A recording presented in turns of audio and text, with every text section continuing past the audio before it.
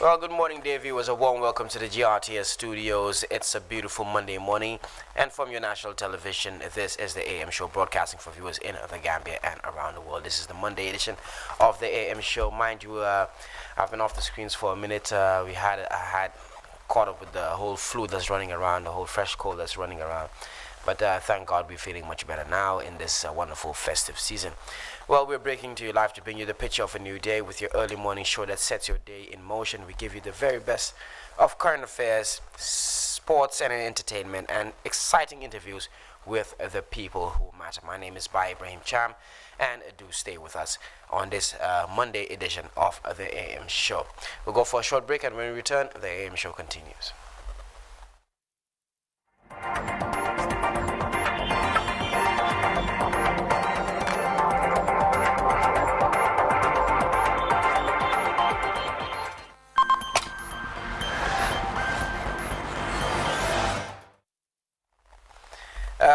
And now it's the festive season. Of course, we wouldn't want to bore you with anything, so we will bring today a new song from Royal Messenger, celebration of the strong, beautiful African woman in her glory. Now let's take a listen of this wonderful music video by Royal Messenger. We'll be right back.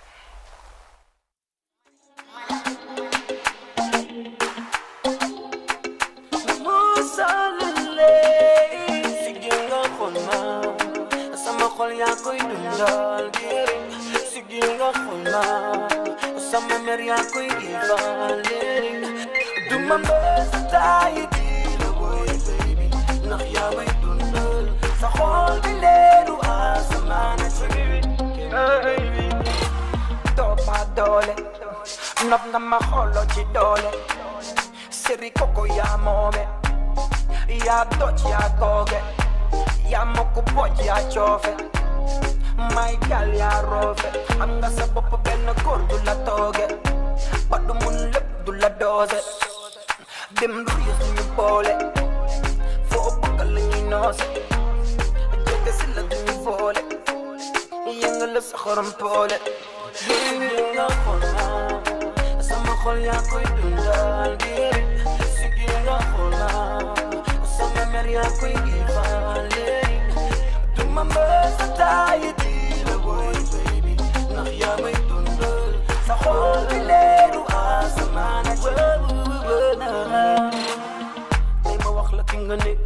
Yai sama na yo de sama supame sa yo kendu mama sama tale yengalal ma wan ma fingalan mane wan len ni jonga ma mane jime wan len ni tak ma don sama kene yo mi kendu la masa kokale ragalo nyarel matanya tele kula sagara fakanga sanje kaye samba khay mo tak ma fetele seri amore siginga khona sama khol ya koy dundal diri siginga khona sama mer ya koy givale duma bestai dilo boy baby nakhya may dundal sa khol bileru asmana chini kendulanita topa dole nop nama kholo chi dole seri koko ya mome ya doch ya goge ya moko poch ya chofe. My gal ya rove anga sabop ben gordu la toge badu mun lep du la doze dem ruyes ni bole fo bakal ni nose jege sila ni bole yengal sakharam pole baby gize to mana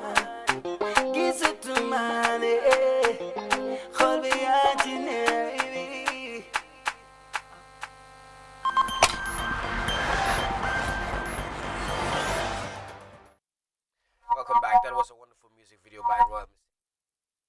Beauty of our African women, from the skin to the hairstyles and everything. It's really nice that I think that was choreographed by Lena Nian, who actually, part of the organizers of Fashion Week in Gambia. Unfortunately, Fashion Week in Gambia won't be happening this year due to the COVID-19 pandemic, so they have to shift the whole agenda to next year. So anything choreographed by Lena Nian, obviously you'll see something like that. Beautiful dark-skinned girls with no skin bleaching, nothing like that of that sort. Beautiful hair, no hair extensions and things like that. So it's just a beautiful, beautiful depiction of that beautiful African woman. Sorry, moving on. The Writers Association of the Gambia is gearing up for its annual general meeting in January in order to elect new members to fill in the vacant positions. The AGM will also seek to avail the body the opportunity to lay out plans for the coming years. We will expand this conversation or this discussion with the President, Dr. Cherno Umar Bari, and the Secretary General, Keba Mambure, who are joining us live in the studio. Good morning, gentlemen, and welcome to the AM show. Good morning. First of all, let's start with the President, Dr. Cherno Umar Bari. Please briefly tell us about the Writers Association and its vision. Thank you very much. The Writers Association of the Gambia is actually an association that represents all the people who are expected to be publishing works of literature in general. Now, literature is defined, technically as people who will write prose, meaning stories, whether short stories or big novels, or poetry, or drama. Part of the Writers Association would also require some form of artistic expressions of literature. Now here, that is where the slam poets can fit in as part of the Writers Association. So this association itself has been existing in different names since in the early 1970s. Wow. It started in 1971 with Dr. Larry Peters, with our late Asan Jang, late Hassom Sise, and then we can cite late Waibu Konate, and many others who spearheaded the Writers Club, it was called at the time. And then it, in fact, introduced what we call DA9, which was a platform to allow budding emerging writers to be able to test their skills in a magazine that was coming out twice a year. Now, Ndaran existed until 1976, when the Writers Club itself went defunct. That means it was no more active. Basically because most of these members were running it were into other functions. And then several years later, there was the Gambia Association of Writers, GAW. And then later also the Gambia Association of Writers and Authors, GAWA, and later it was the Association of Authors and Writers, before it became the Writers Association of the Gambia, which is now known by the acronym WAG. So this Writers Association of the Gambia started in 2009, just immediately after the demise of Dr. Larry Peters, when out of his memory, it was remembered that he pioneered the Force Club, in 1971, so therefore the association should come and exist. Well, Keba Anso, I'm not sure if our young generation will be capable of filling these shoes of Dr. Larry Peters and such, icons in writing. But what have been some of the works or activities done by the body so far with regards to your generation of the Writers Association? Thank you so much. It's indeed a pleasure to have the opportunity to answer this question. I think it is necessary and it comes at the right time, knowing the fact that probably most young people are listening or viewing this show actually. Well, the stance taken by young people in the literary work, actually it's been overwhelming. Ranging from our former Secretary General, known as Modlaming H. Al-Musaf Sow, he done tremendously well, coming down to all the executives led by the President, Dr. Cherno Omar Bari. We've conducted series of trainings, trainings such as creative writing and information literacy, conducted at Gambia College. And these are some of the successes done by WAC, and most of whom been benefited by young people done by WAC. Okay, great. Now, let's talk about the forthcoming annual general meeting. Now, Doctor, what are we looking at? Yes, we are looking at filling some positions. Now, it is important to note here that unfortunately, It's more for it's more for Congress. yes, it's more for Congress. It's Okay. normally an annual thing where the Writers Association is required by the Constitution to submit a report of activities and a report of its financial transactions for the Congress to listen, to criticize, to adopt, because basically the Writers Association, the executive represents the body, and the executive is answerable to the body. We've been doing that every year. Unfortunately, with the COVID-19 this year, pandemic, we were not able to hold it at the appropriate time, which was around September. So we were forced to keep stalling it and rescheduling it. We've been rescheduling for about 2 or 3 times now. But we are hoping that by January, mid-January, we would have this possibility of holding it.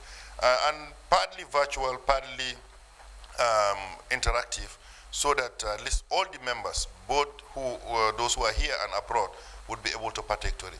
Now, you remember, a Writers Association should have a membership at the executive. Absolutely. And this cannot be determined except by the general membership. And it is only then that they can fill in some of the positions. We have some few positions we feel that they need to be filled. And here I think I would like to urge all writers, and here I'm across generations. We have about 3 generations of writers here, ranging from people below 30 and up to people above 60, you know, who are part of the membership. And it will be ideal to have the whole generation of writers to be together and then look at a very heterogeneous executive that would also have some elderly and some youth, so that they could all represent themselves well, including women, because we want also the women to take a great position in the Writers Association of the Gambia. Okay, apart from electing key executive members and things like that, what will be some of the key issues on that particular day that will be put up for discussion? We will be, apart from the fact that we will be presenting our activity report for 2020, 2019-2020 to be more precise, and also the financial report, we will be happy to also announce that we've received funding, great support from the Ministry of Tourism and Culture, you know, through the National Center for Arts and Culture, which we will be also presenting to the members. We would like to prepare a kind of a work plan for the coming year that would be submitted to them for their approval, which would give sets of activities for their approval.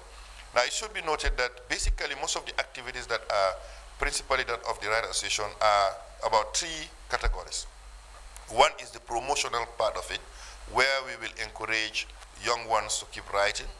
And then there is the capacity building of it. Part of the promotion is capacity building, which will require that we train a lot of young emerging writers on the skills of writing prose, writing poetry. As I speak with you, we are about to set one that would be animated by Dr. Mamadou Sala, who is a professor in the UK, who has been here for a while, and who is ready to present something because he's a poet too. And then we will be having series of those activities, inshallah, in the coming year. But we will also be doing some other promotional events, such as award ceremonies. We would be celebrating great days like the World Book and Copyright Day.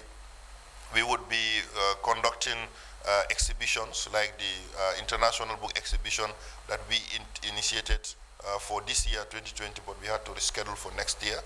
And we are also hoping to engage with our counterparts in the sub-region so that we will have some of our writers exposed to travel, be it to Dakar, to Nigeria, to Ghana, so that they can also partake into some of the activities of the international writing scene to increase their experience, to improve their writing skills, and to give them a platform, an international platform.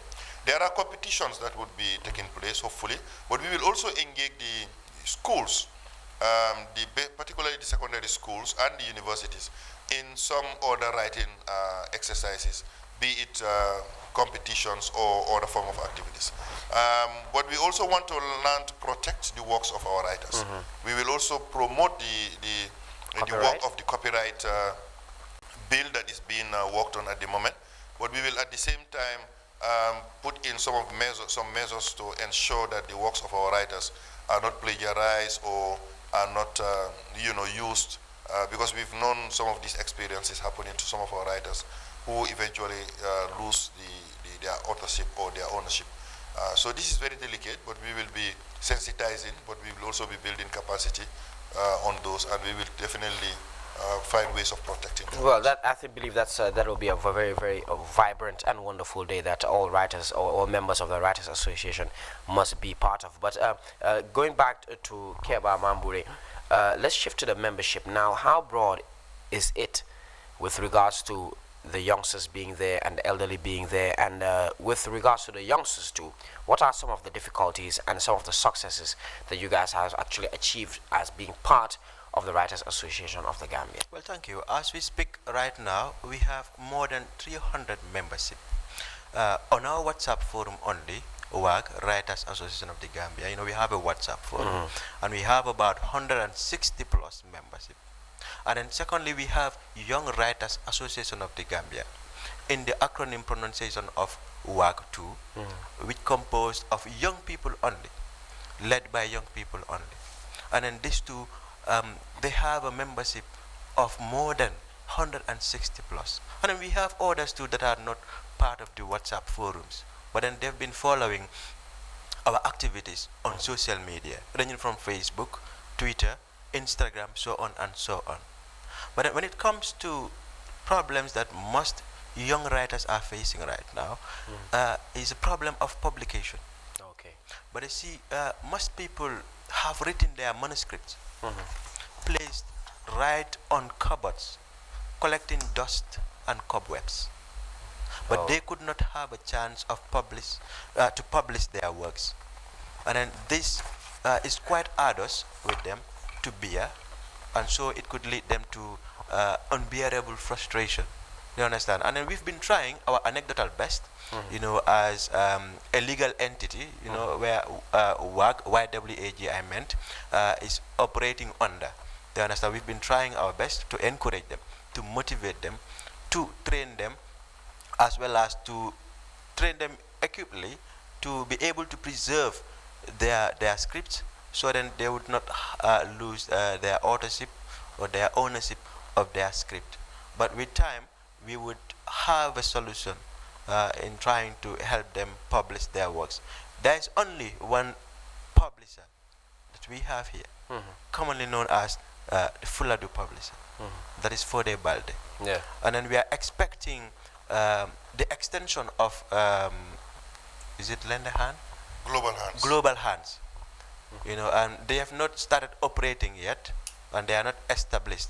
Yeah. But we are expecting that once they are established, we would have a lot of our works published, especially the young writers. Well, that's something that we'll actually really, really look forward to, so we can actually relate, young readers can relate to the concepts and ideologies of young writers, and make sure that you, as a young writer, you actually inspire your fellow generation, your peers, people who actually have the same vision or are in the same situation as you are. We look forward to many works just like that. Thank you very much for coming on the AM show. It's a pleasure to have you, and we wish you the best of luck on your annual general meeting. Well, we'll go with Coffee with Senabu Jain, still on the AM show, and we'll be right back after that.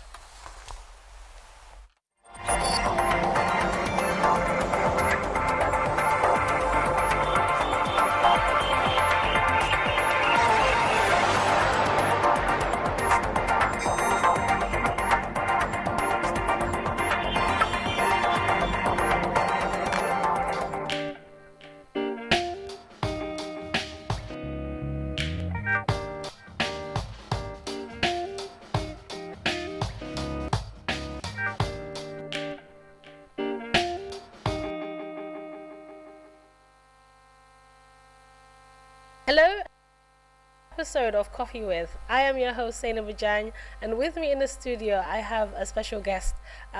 This guy is amazing. He's doing amazing things. He's actually making a difference and an impact in Gambia, especially in regards to our health system.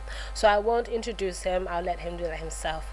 Welcome to the platform, Dr. Ismaila. Thank you, Zainab. We're really, really glad to be here. Obviously, I'm a fan of what you're doing as well, too, curating. A pleasure being here. Thank you very much, Doctor. So tell Coffee With, who was Dr. Ismaila Baji before he became the CEO of Innovarex Global? Well, a Gambian. Okay. It always begins there. I was born in Gambia.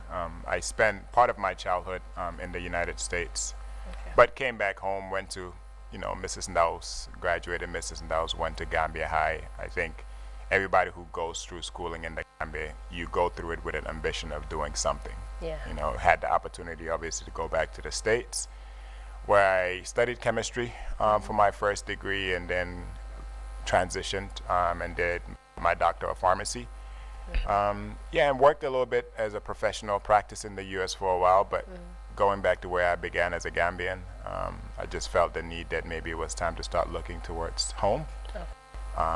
But yeah, very typical. My parents, my dad's from Bansang, my mom's from Aftai, Banjul. I was born in Banjul, so I'm proud of that element of who I am. Nice. But yeah, that's who I am in a nutshell.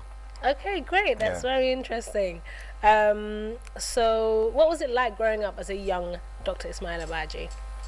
It was interesting. So I moved back to Gambia when I was maybe 6 or 7, I think 91 or 92. So at that time we were in New York, so I actually could not speak Wolof. Right. So when I moved to Mrs. Ndaus, that's when I really got to know Gambia as we know it as home, because up until then home was in New York where we were. So it was interesting. I think I always saw Gambia through the perspective of the people. Okay. Which was important. The history that so much of it is our elder people who tell us stories about who we were. Because especially now as I'm older, I've realized that so much young Gambians don't get to know who they are as well too. But very typical childhood in the Gambia, I think, which was really, really refreshing. I got a chance to experience both public school life and private school life. I think that added layers to my humanity as well to transitioning from Mrs. Ndaus to Gambia High. So it gave me a very diverse set of really good friends that I've kept my whole life. But very typical, everybody plays football, and the regular usual stuff, but yeah. Okay. So was you a good student, or was you, Yeah, I was. You back in school? I was. I think if you ask my family members, they'll tell you it was almost too easy in a sense that I wasn't the most diligent student who'll study, but I could study all night and pass the exam with flying colors. Nice. So yeah, I think academics was an area I did not struggle in at all. Okay. But I wasn't limited to that as well too. I always made sure I was very intentional about being active in things that did not have to do with coming first or second. Okay. All the time. So I was very involved with a lot of other stuff that did not have to do with, just being a bookworm in that sense. Well, that sounds interesting. Good. So now let's talk about your career and your profession. What inspired you to venture into medicine? Because now you're a professional doctor. Are there any other titles that you carry? No, just a pharmacist, and I like making that emphasis because I think the science is so diverse. Obviously, I did my undergrad in chemistry. Even in high school, science came natural to me. Chemistry came very natural to me. I fell in love with chemistry in high school, so I pursued it as a degree and did that. And then at that point, a background in chemistry is like a foundation bachelor's degree. You could go to medical school, or you could go to dental school, or you could go to pharmacy school. I chose the pharmacy school route, one, because I felt like it had a lot of opportunity, especially in Africa. The concept of a doctor of pharmacy is relatively new in Africa and even in the U.S. And if you look at our ecosystem, it's such a huge need in terms of qualified people who know what medications do to people's body, being part of the medical ecosystem. And it has an entrepreneurial element to it. My mom, I'm a third-generation entrepreneur. So it came natural, understanding how to deal with people. So I really fell in love with community pharmacy practice, which is what I spent a lot of my time in the U.S. doing, managing it for companies there. So it was just a natural alignment. I think I could have landed anywhere, but all of us say this is how I ended up there, but I think that life just has a way of putting you in the right position. And I don't regret it. I'm very passionate about the profession, believe in science and medicine. So yeah, it just worked out. Okay. Yeah. And that's a nice background of, what got you into medicine. Yeah. Cool. So now, did you face any challenges in getting to that stage? Because you just mentioned it was just an alignment, so it kind of just happened. But, I'm sure there was like some bumps and bruises on the way. So tell us a bit about that. Absolutely. I think any immigrant's experience in the Western world, especially when you're going for an educational pursuit, is filled with challenges, right? Because you are one out of a million. So you don't matter in a sense of how important somebody may deem what your dreams are. Yeah. And that's what life in the US or life in UK or anywhere is. Gambia is small enough where you're almost 1 degree away from privilege every single time. Yeah. Where in the US you're nobody. All it is a dream that you have, and how you get there nobody cares. So it comes with challenges, navigating the school systems, paying for education. It costs extremely a lot of money. So typical challenges, but I think the family keeps you grounded on the support system. But challenges that we all go through just to kind of get to where we want to get to in life. I think I'm not immune to that. Okay. So now tell us about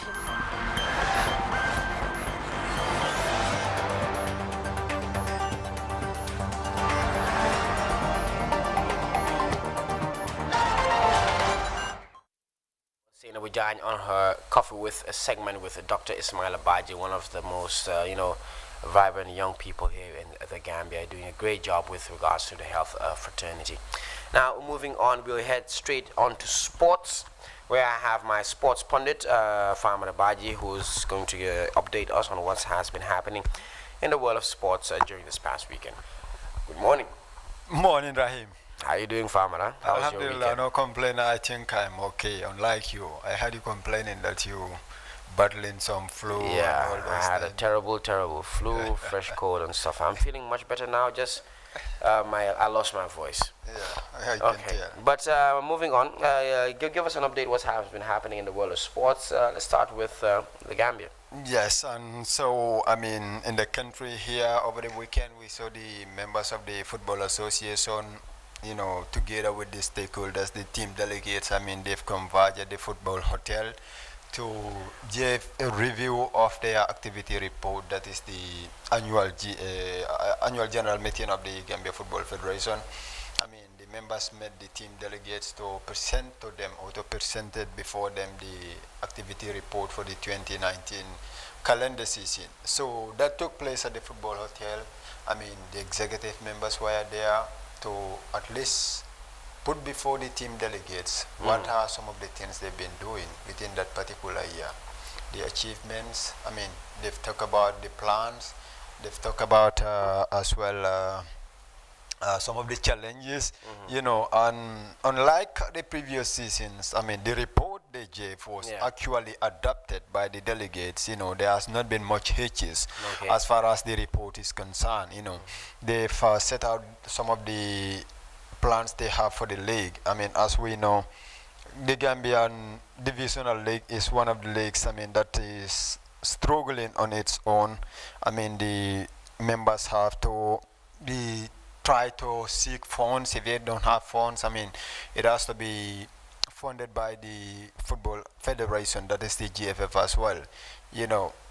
All in all, I can say it was a successful Congress. Team delegates actually appreciated, I mean, some of the things the Gambia Football Federation have done so far in 2019 and the plans they have set out for the next, league season, and as far as football is concerned, because they've talked about the increment of the league prices.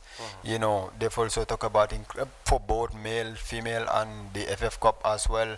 They've talked about trying to develop the infrastructure, I mean, in the country, that is to refurbish some of the mini stadiums and actually to continue with their mini stadium projects in Busumbala and Gunjur. The one in Gunjur is already ongoing, but the one in Busumbala rather, I mean, is still at standstill. Nothing has taken place so far as far as that particular mini project is concerned. But then I think all in all, it was a successful Congress. I mean, there has been a lot of queries raised by some delegates with regards to the partners, I mean, the federation are banking with. They said, I mean, they have a lot of banks that they are doing their transaction with. They could limit it to, I mean, a few banks, but anything that is raised, any question or query or recommendation, suggestion that is being made by the delegates is actually or has actually been responded to, I mean, well by the members of the Football Federation. You know, they said with regards to that, there are procedures or requirement from the FIFA that you need to have specific bank accounts that FIFA can only send in their monies to. Not all banks or not all accounts that they can send in their the support funds to, or the funds to, as far as development is concerned. So I have not been privy or heard or saw anything like, I mean, a heated one as in the previous season. So that clearly shows, I mean, there is a bit of progress. Wow, okay, that sounds very, very interesting. But before we just move on, has the welfare of players been actually discussed? Because I'm a bit worried about footballers in the Gambia. If you haven't made it to playing on a professional league abroad, and you're playing here in the Gambia, how much of your welfare is actually taking off at by the Gambia Football Federation within the first division and second division? Yes, and so, you know, in trying to address some of those issues, we need to professionalize our league. But as it stands, you know, teams have to take care of their players. The welfare of the players solely lies on the soldier of the teams that they are playing for. So all the federation could do is to give a preparation fee to the teams before the league, possibly, or the winner's prize, you know, and some other, I mean, privileges that the teams are entitled to.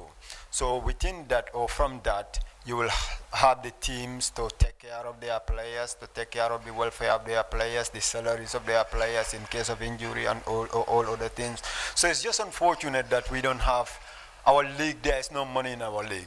When I tell you there are some players in the divisional league who are just receiving $500 at the end of the month, you will think that is a joke. And there are some players who are receiving absolutely nothing.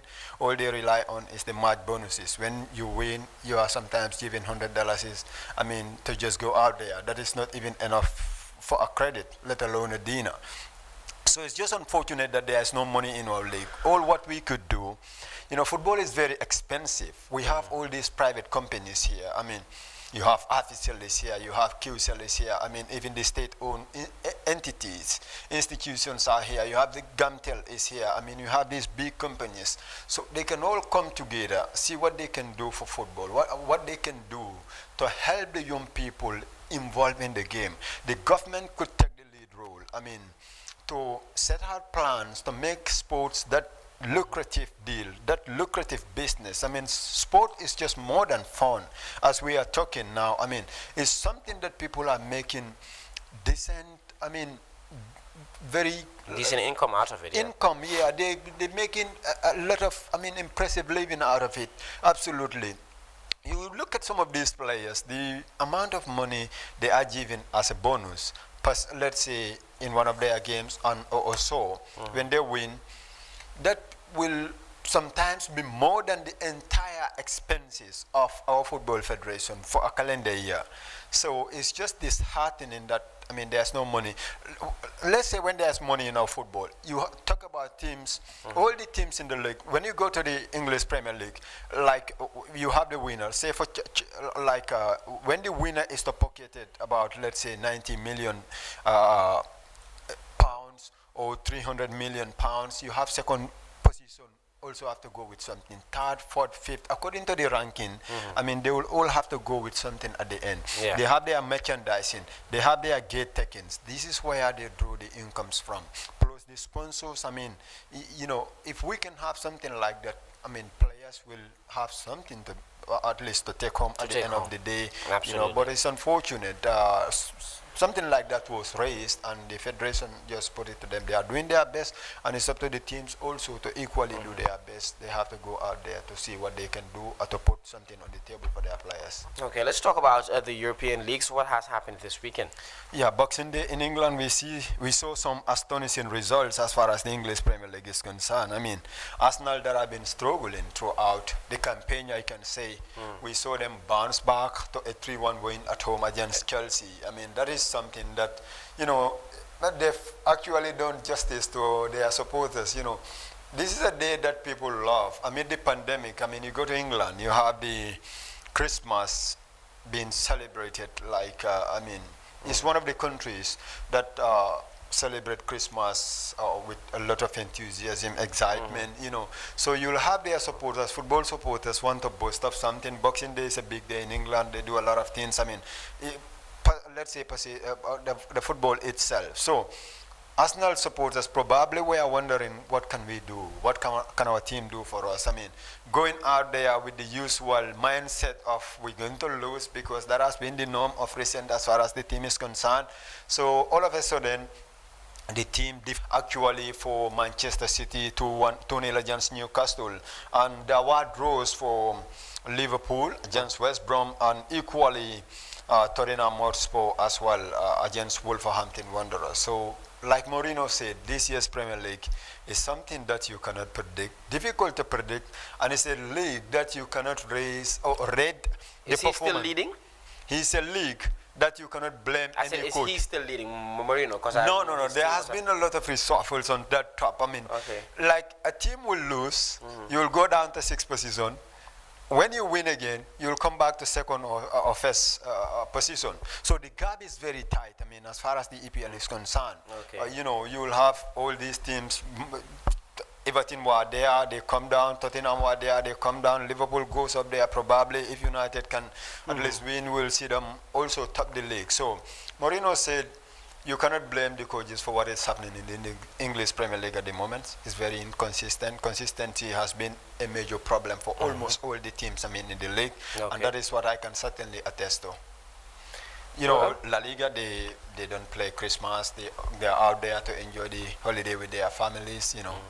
But England is always a big day. Boxing Day is always a big day in English football. Well, thank you very much for that wonderful update, Farmer Baja. Unfortunately, we time is running against us. We just have about a few minutes to go. So with that, we will wrap up this edition of the AM Show. Many thanks to everyone that participated on this edition of the AM Show. Special thanks to our viewers out there watching, to our producer and editor. Thanks to the coordination. We extend gratitude to our cameramen and technicians behind the scenes. Until we come your way again, stay tuned for the rest of our programs here on GRTS. Bye for now.